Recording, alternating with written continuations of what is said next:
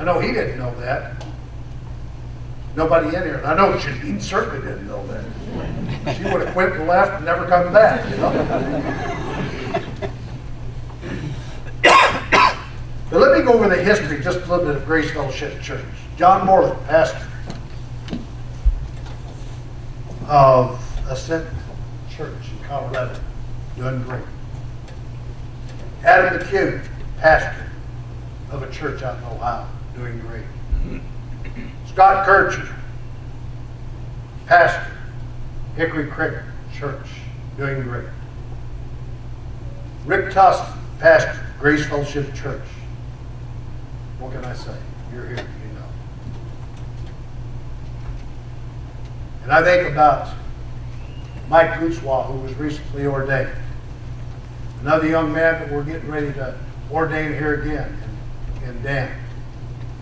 And Jen Redican at the time, Jen Lemon. I was talking to her mother the other day. Jen had left her. She was a missionary out of Grace Fellowship Church.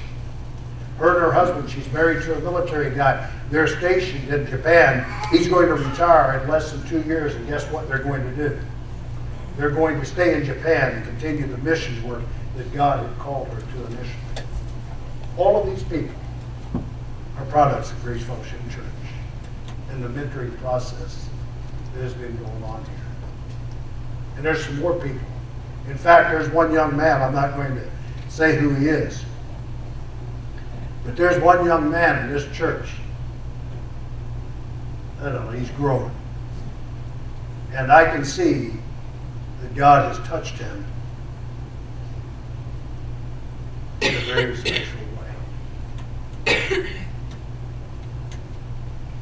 And when I pray on Sunday, or when I pray in the morning, I said, Lord, don't forget that little guy. I think that he's going to be one of yours, that you're going to call him out.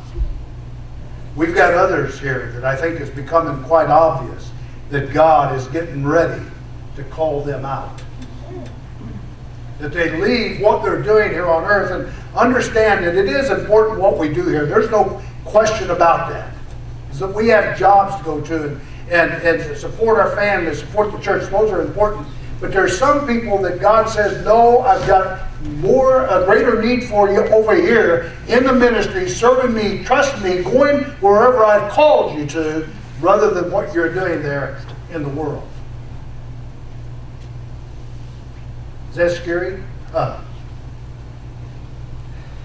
Yeah, you'll never have greater fear than when God says, by the way, quit your job and come on and follow me. And I said, well, how am I going to do that? I've got a family, Lord. I've got children.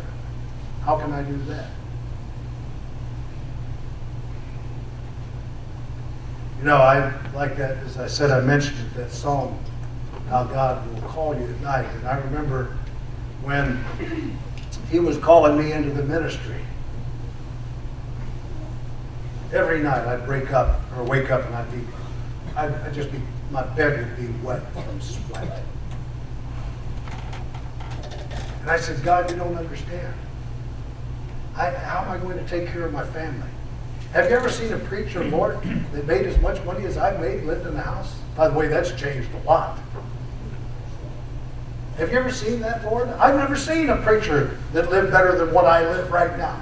How can I maintain that lifestyle for my wife and my children? How can I do that? And I'd get up and my bed would be soaking wet. It'd just be ripped apart. And my wife said that was the absolute worst year of her life. Living with me, that's pretty bad. Well, one day I just finally said, okay, I can't take this constant harassment from heaven. I just can't do it. So we moved from this big, beautiful house that we built in 1974. And we moved to Bolivar, Missouri. I quit my job. And I went from $38,000 a year to zero.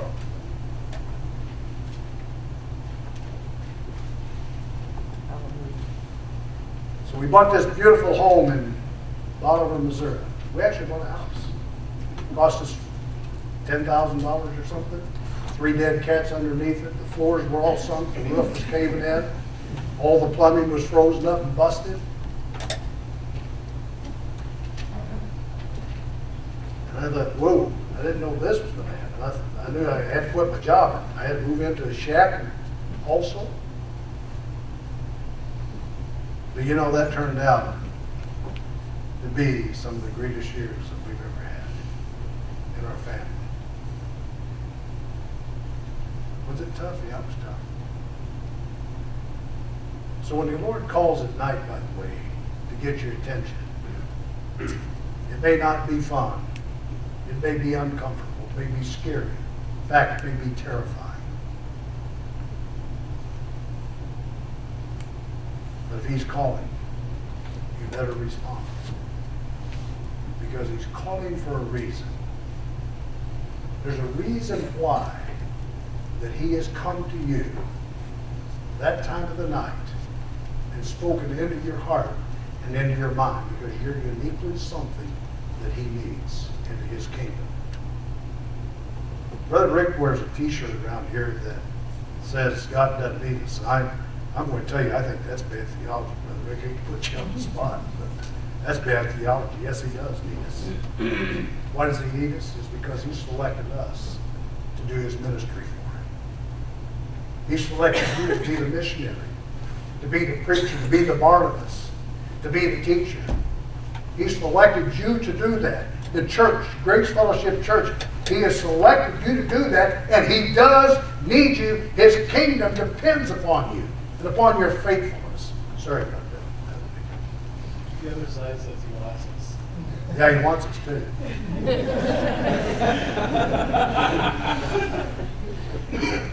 That's not bad theology.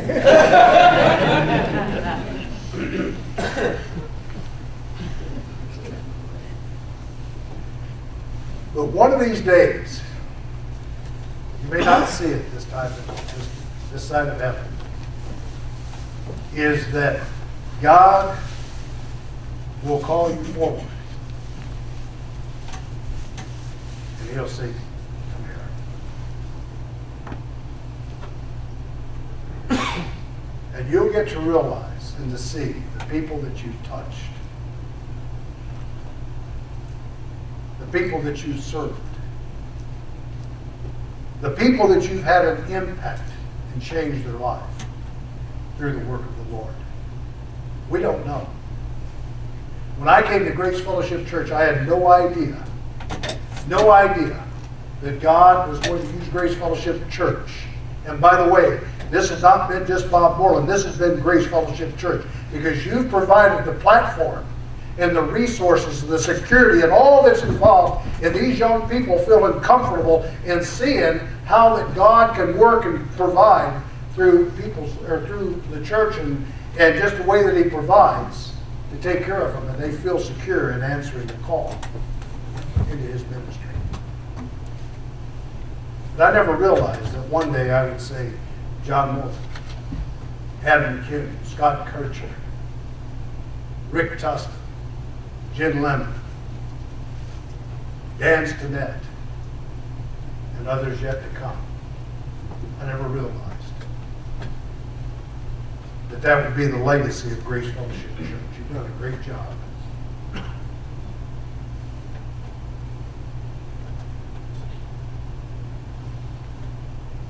A great job. And it's going to continue. How do I know that? Because this guy's sitting right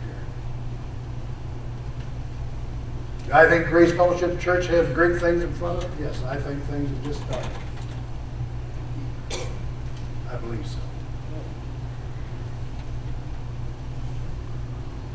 So when God calls, when He whispers in your heart during the night, listen to it. And it may not be that He calls you into the ministry, but He may call you to be here to support those young people to do the ministry. I doubt. I might be bragging here, and I'm not above that, by the way, that there's been a church in this area at this point that's had greater impact on the world than what Grace Fellowship Church has had. I believe that. We may not be the greatest in numbers, but I think that we've been the greatest in impact. And And by the way,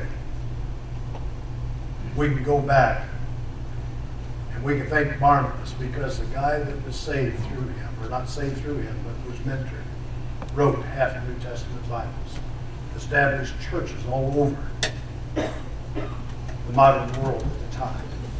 And we're proud of that ministry that started with Barnabas, by the way.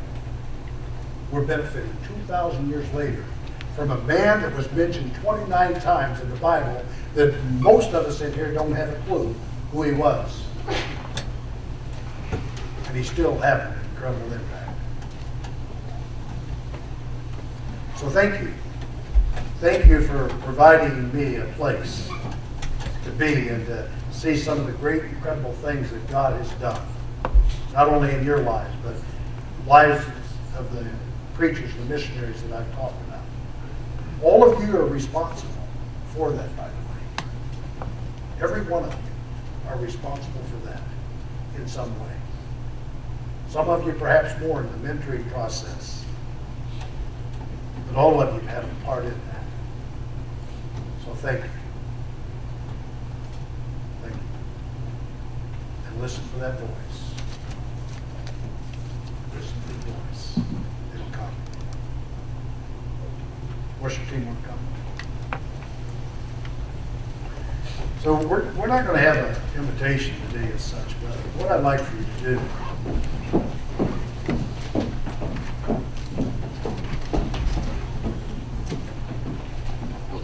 is this.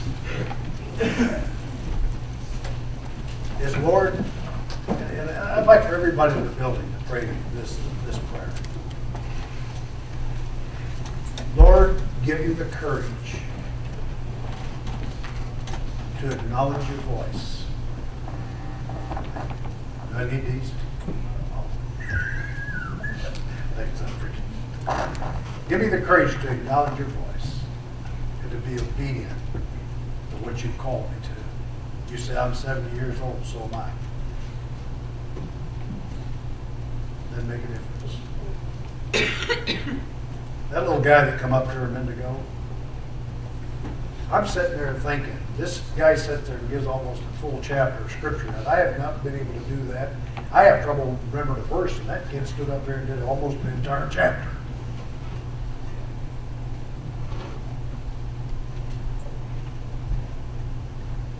That's something that's happened apart from the church, by the way, if he's able to do that.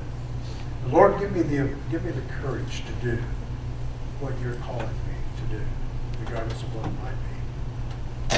Let's stand as they pray, and I want you to, as they play, and I want you to just simply pray, Lord, give me the courage.